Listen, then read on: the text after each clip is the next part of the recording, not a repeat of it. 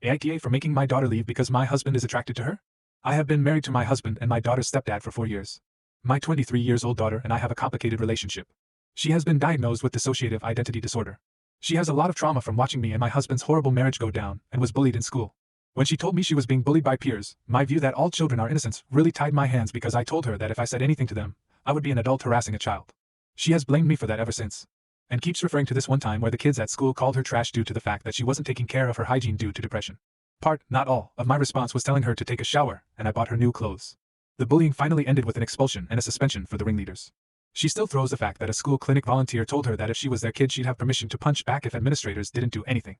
I thought that having her live with me while she finishes school and gets a job would help heal some childhood wounds if my second husband and I modeled a healthy relationship. However, my daughter now doesn't get along with my husband.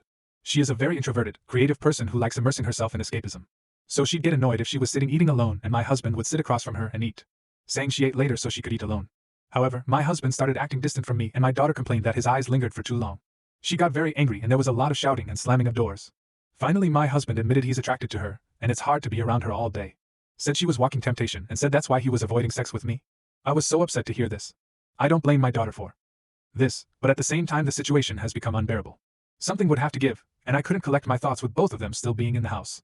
So I gave my daughter money to stay at an extended stay hotel and asked her to utilize her college's emergency financial and housing resources they have for students in need. She responded by storming out and telling my ex, who is now circling social media using it to paint me as the villain of all villains.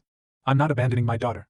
She qualifies for those resources anyway since my ex is unemployed and we are in substantial debt. I just need time to process the situation and don't want to leave my house to stay with my daughter when I have a marriage to figure out whether or not to save. AITA?